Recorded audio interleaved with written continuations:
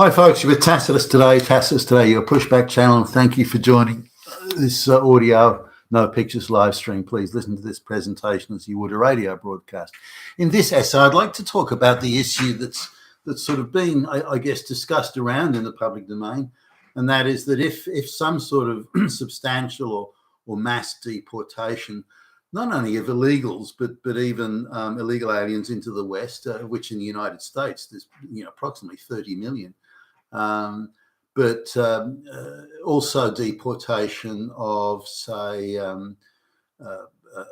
people that are not integrating or not assimilating into society, in fact, point blank refusing to do so, and an uptick in people that are engaging in criminal behaviour, that they get deported and their families as well. Now, how far-reaching things like that may or may not be, or may turn out to be, that's if you like, a separate discussion. But I'll mention it somewhat here. But the main emphasis of this essay is what might be or could be or would likely be the economic effects, if any at all, of such mass deportations. Now, the globalist crowd, the corrupt crony economy globalists, are saying that any sort of deportations of on any scale are going to result in mass economic Armageddon and so on. But that's what they always say. It's just scaremongering bullshit, and you can dismiss it as nonsense. You can just dismiss it out of hand. Now, would there be any effects, and if so, what might they be? So that's what we'll try and go through here. At least, it's a big subject, so we'll address some of it, and we'll have to make a reasonably superficial pass, but nonetheless. Now, there's a few things that we can agree. The United States is probably has the most illegals. There's something like, depending on whose numbers you look at, something like 10%, 11% of the population is illegal, for goodness sakes. And that's something that's happened over decades, of course. It didn't happen in the last 5 minutes, but somewhere around 10 million of the 30-odd million illegals have arrived just in the last few years. So the last few years have seen a huge uptick in illegals. Again, aided and abetted, encouraged, funded, supported, enabled by the globalist cabal. So this is no accident.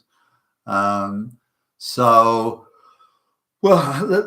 have a look at this. In terms of the legal migration intake, and this is meant to be a high bar or a higher bar than illegal immigrants coming in.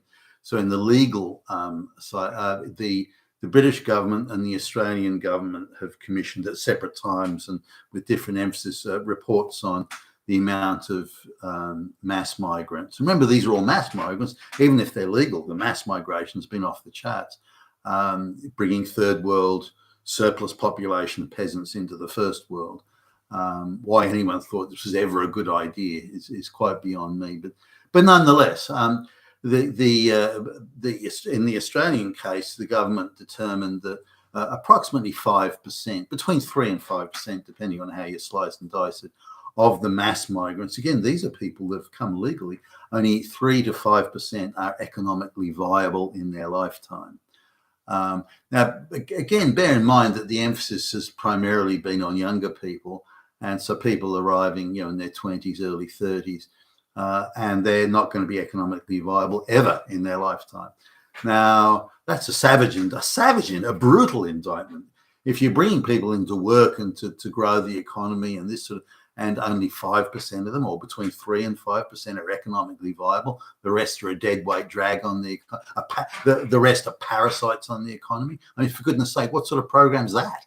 It's definitely not an economic one. It may be an ideological program, but it's definitely not economic. Otherwise, you're bringing people in that are going to contribute to the economy. Now, I'll contrast and I've mentioned some of this before, but I'll contrast the mass migrants of today, and they're being brought in vast numbers, so the quality has to drop. If you want to bring in that many people quickly, then you have to lower the quality of migrant that you're bringing in, and that certainly has happened, given that so many of them are economically non-viable.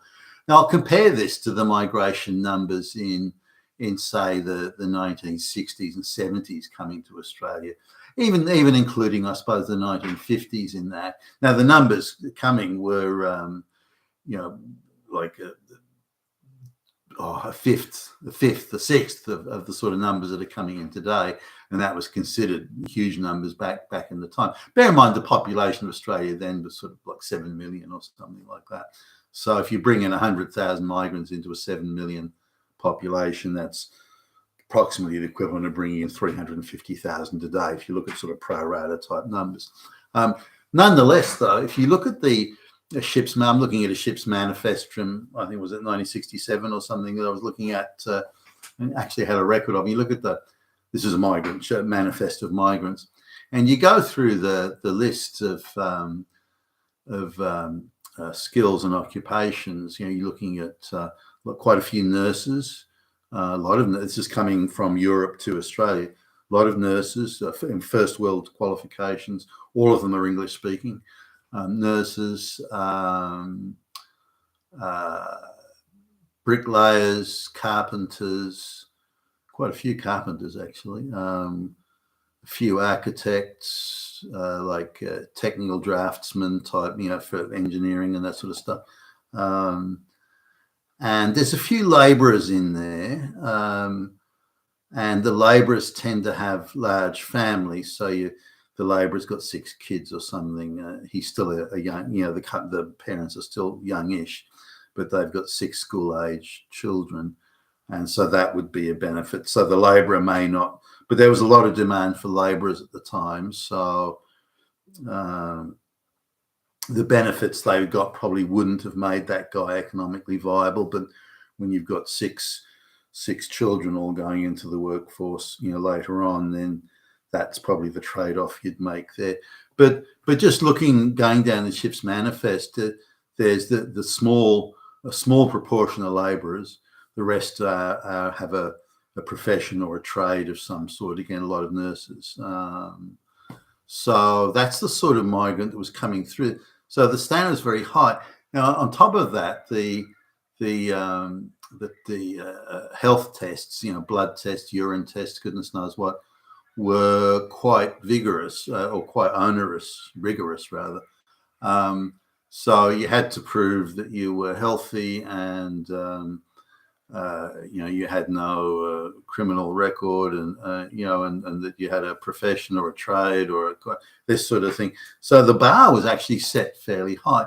Now it wasn't uniform. You know, when just after World War II, and there were the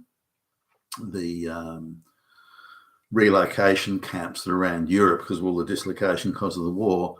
Some of the standards dropped there, and for example, people from rural Italy or rural Greece were brought in, or when the Greek Civil War happened, the communist uprising and the civil war in Greece, there's some Greek people came, and they were rural people who were peasants and illiterate in their own language and that sort of thing. So there were some of those that were brought over. So, but they were considered to be, well, swarthy, but excuse me, more or less white, and they were Christian and that sort of thing. So it was believed that they would assimilate fairly quickly. They didn't, as it turns out, and I'll come back to that in a minute as well.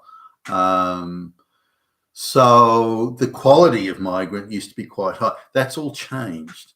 Now, when you've got only between 3 and 5% are economically viable in their lifetime.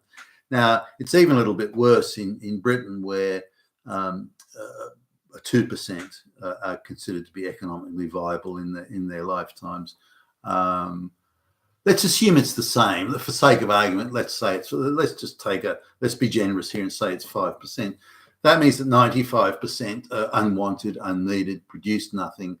They consume resources far more than they produce. The bottom 30% are utter and total liability. They produce nothing, deliver nothing, create nothing, a total liability. So why you'd want to import that many people who are an utter liability, as in a 100% liability for their entire lifetimes, is quite beyond me. And quite a few of these people somehow managed to wangle it to bring over their relatives, you know, their third cousins. And they come from places where cousin marriage is acceptable. So these people, you know, the second, third, fourth, fifth cousin, they're all considered family. So when they say bring over their family, you know, it's 1,000 people or something, and they're constantly trying to bring over the whole family, which sometimes makes up the whole rural village that they come from. Now, once if you deport people like that produce nothing, create nothing, you can say, well, what about their children or grandchildren? They may be of a benefit. Well, I guess that's possible, but this is not so, because these people live in ghettos and they only speak that language at home. It's going to take several generations before they actually begin to integrate. For example, the Lebanese and Arabic Christians that came to Australia in the early 1970s, they haven't integrated. They still send back to the village of their ancestors for husbands and brides. They still hang around in ghettos. They still stay in very tight communities, and the Islamic peoples even worse still. So they maintain a very tight community, and they demand mosques, and they want this, and they want special handouts and special representation, special tax allowances. So they form a completely separate subculture, subcommunity. They're not integrating, far from it. So Indians, the Indian case is a little bit different because many of them speak English, especially the upper classes. They speak English. They're super entitled, with a terrible chip on the shoulder and so on. They still come from very corrupt. I mean, India is a basket case country. You know, the per capita GDP is less than $2,000. So it's a basket case. Now they say, oh, well, look, we've got a space program. Well, sure, but they've got hundreds upon hundreds of millions of desperately poor, impoverished peasants that live hand to mouth and that die like flies every time there's a weather event of any sort. So that's hardly a shining example of an advanced. Now, as much as the Brahmin class, you know, the small proportion of the population that are the keepers of the knowledge, the Brahmin class, they fancy themselves as being a first world enclave within a third world country, but that's just bullshit. You dismiss it out of hand. Now the Indians are different because they don't integrate, socially integrate. They're happy to take jobs and take handouts, and they expect handouts and goodies and freebies, but they stay very much in their own communities. Their offspring, and even 5-6 generations on, they still send back to the village of their ancestors for husbands and brides. So, and they insist on keeping the cultural and genetic pool fresh and up to date, and they don't want to integrate. Even marrying another Indian who was born in Australia, that's a no-no. The culture must be kept absolutely fresh, and the way to do that is to make sure husbands and brides come from again the village of their ancestors in India. That they do not want to integrate or assimilate or anything like that. Their culture must, and genetic pool must be kept absolutely fresh and totally Indian. So they don't integrate either. So we've got two situations here. One is illegals that arrived illegally and should go, and low quality, or three really, low quality migrants that were never going to be economically viable. And three is the migrants that refuse to integrate or assimilate. So let's look at those separately. Now, the illegals, should they all go? I take a little bit of a broader view on this, but if someone has managed to somehow wangle themselves a job and they've been working at that job, or they're not claiming any government benefits of note or substance, is that a case where say, well, gee, this person's they're working pretty hard, they're dedicated, they're not living in a racial ghetto, or they speak very good English, and should we consider this as on a merit basis? Should we consider this as someone who should be allowed to stay? And I'm open to having that discussion. I don't think there'd be very many that fit into that category, but should it be a discussion? Well, I think so. Now, the main thing with the illegals is because they're illegal, they'll be working in all sorts of illegal off-book type activities. Now, it doesn't matter what it is, whether it's takeout food or construction or whatever, it doesn't matter, but they'll be working in off-book activities. that means they're artificially lowering wages.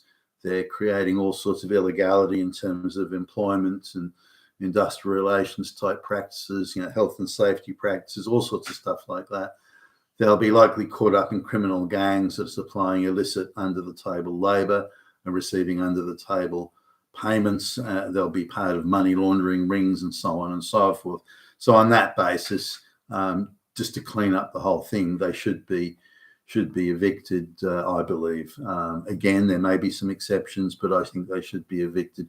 That would then clean up that sector. Now that may, say, well, look at these people are doing jobs no one has done. Bullshit. What they're doing is artificially lowering labour costs, artificially creating tax avoidance mechanisms, artificially creating money laundering and all sorts of things. So we need to tidy that up. And a way of tidying that up is to get rid of all these illegals. Oh, but no one else will pick the fruit. Bullshit. No one else will pick the fruit. That's a crap argument that keeps being brought up. If you want people to pick the fruit, then you have to produce employment conditions that makes people want to pick the fruit. People say, gee, that's a job I want to do. And when whatever you need to do to achieve that, then do that. Now, maybe you need to work together closely with the government and so on. Maybe you get a slightly better tax break to do it. Maybe you offer other benefits as well as pay. Everyone gets a strawberry Danish every day. So I don't know, but make it better. But you do what you have to do to make that job attractive. And it isn't just a case of peasant labour and that's all we need. No. That's not behaviour of a first world economy. So don't give us that bullshit. So that's the now in terms of mass migration, which is legal. Again, the bar has been lowered and lowered and lowered. So it's below floor level. The bar has been lowered so much. And the quality of migrants coming in are illiterate third world peasants that can't speak the language and have never had a job and have no skills, have no qualifications, and they're just freeloading parasites. That's all they are. And they should go, and they live in their ghettos, and they should go. And there, various devices can be, to get them to self-deport. Again, people that have been in Australia for 20 years and they can't speak a word of English. They have to be required to attend English classes in the same way that if you get a community service court order and you have to turn up to a soup kitchen or something every day to hand out soup to homeless people, that sort of thing. And if you don't do it, then the soup kitchen folks don't sign your document, and so then you have to go to you have to serve a term in prison or something like that. So this is the sort of thing that if you don't turn up for your English language classes, if you don't turn up for cultural orientation classes, all this sort of stuff, or assimilation classes, doesn't matter, you call it what you like. If you don't turn up for them, then all benefits stop. And if you don't like that, then here's a plane ticket to go back to your country of origin. I mean, you don't have this is not a debate here. You must assimilate. You must speak the language. If you're not prepared to make that commitment, then you won't receive any government benefits of any description. And if that's no good to you, so I can't survive without these government benefits, fine. Go back to the country of origin. You still speak the language perfectly. Off you go. so off they. And this would have an effect of causing or creating self-deportation, which ultimately is a little bit better than having roundup squads going around. The optics in that would be exploited by the globalists to portray it as heartless and the like. Not that it shouldn't happen, it should, but the optics, consider that. So now there are other things that are disincentives as well. If you say to Arabs and Indians and people from those sort of cultures that no, you can't get a bride if you want to have residency or citizenship here. You must marry someone who has residency and citizenship and has had it for 10 years, or someone who was born in the West. You can't send back to the village of your ancestors for brides or husbands. No, that's not going to happen. Must be someone who's born locally. and then they would self-deport. Or, I mean, you can't stop it. If you want to marry a bride or a husband or something from India, I mean, India and the Arabic countries are particularly big on this. If you want to marry somebody there, that's fine. We're not going to stop you there. But then you lose your citizenship or residency. There's now this would cause a lot of Indians and Arabs just plain wouldn't come to the West, and have a certain number of mosques that are allowed, or I don't know, Hindu temples or something. And so, well, look, this is a Christian country. You have freedom of worship. And if you want to worship in your own home and have a little shrine in your house, well, that's up to you. That's a private decision. But if you want to run around building mosques, it must be only the money that the local community raise. You can't have these offshore loans or cash injections from Saudi Arabia, or you just can't do that. You have to raise the money locally, and then the amount of mosques would would hardly see any mosques. When these people have to fund it directly out of their own pockets, they won't do it.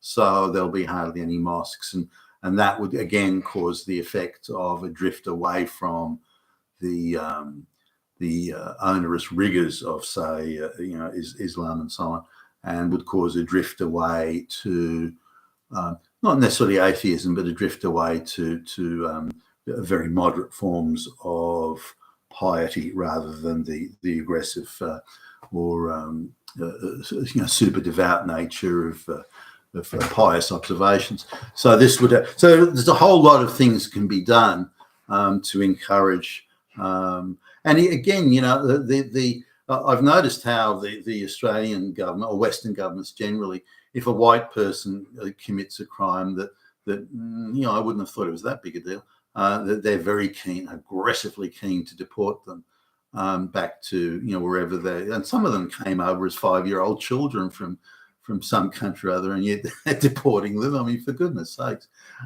Whereas if it's a black or a brown person, then armies of NGO lawyers appear, and somehow the government seems always they're incredibly feeble and we just can't do it. The courts won't let us, and so people who've brown and black people have committed serial criminals, for goodness sakes, and yet they still can't seem to deport them. That needs to be seriously addressed. So, okay, if you have a member of the family that commits a crime, and they commit the third crime, then all of you are going to be deported. And you could have safeguards in there, such as, well, if you all can pass rigorous language exams, then we'll consider letting you stay because you've got a high assimilation factor. But if you still don't speak the local language and so on, then you're going to have to go back to your country of origin. And the cut off NGO lawyers, saying NGO lawyers offering free pro bono services on the basis of globalist racial hustling, race hustling, that isn't going to be allowed. So, or it's available to everybody. You can't say, well, just because it's a brown lesbian, we can. But economically, what would happen if we look at where the people who are employed, the Indians and the Chinese, they're typically employed in scam labour hire organisations. They're not employed in genuine jobs or real jobs. It's just scam labour hire. Now, the effect of this, and this would be a fallout here, the effect of this is to make viable or artificially viable, thousands upon thousands of small businesses, none of which are locally, or hardly any of which are locally owned, by the way. Thousands of small businesses, such as takeout food and those sorts of things. Barber shops, tobacconist shops, these sorts of things, to create these businesses that can't exist without this slave peasant labour factor through these fake labour hire organisations. And millions of them are employed. For example, in Australia, well over 1 million people are employed in those jobs. Also, labour hire organisations offering to do fruit picking for farmers. I can get 50 fruit pickers for you, and they're all slave labour people. This sort of artificial economy means that these these businesses wouldn't exist without this what I would argue is illegal slavery. So given the amount of people employed in that, then in that area of, again, what I would argue is illegal slavery, if those people are deported and are gone, then those sham businesses would close down, but they're owned by offshore interests that are doing tax scams and all sorts of tax minimisation and avoidance and so on anyway. I don't think that's a loss to the Australian economy. Now, if I look at, say, the main street of just where I live, and there's 6 or 7 sort of cafe, takeout food type places in the main drag, apart from the chain store type takeout food, like the Subways and those sort of guys. Now, I don't know how many are viable on their own. Out of the 6 or 7 independent ones, I would doubt if even 2 would be viable. The rest survive only on peasant imported, labour hire type scam labour. That none of them employ local people or whatever. So my take would be they would close down, but so what? They're employing, again, peasants from the third world.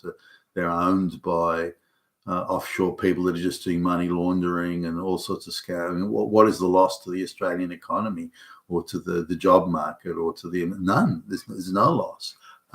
So when we say, well, who's going to do those jobs? Those people aren't doing real jobs anyway. They're not doing the hard work, real jobs. So we need to put that in perspective. Now, on the other side, some people I know that, some of the wealthier people say, well, I want to be able to pick up the phone and have someone out to clean my pool, mow my lawn, fix my fence. I want to be able to call in the morning and have someone come out in a couple of hours. That's their determination of what should be available in terms of services and labour and so on. And they believe that when you get that mass migration should deliver that sort of outcome for them. But too bad.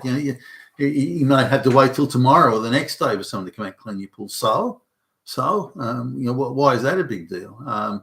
So there are various expectations, but these same people that want this mass migration on tap, instant flick of the switch labour, that they say that at the same time, well, I don't want those people living near me. I don't want them in my street. I don't want them hanging around my daughter. I don't want them hanging around my wife and so on and so forth. My wife goes jogging on the jogging track every day, and I don't want those people around here hassling her.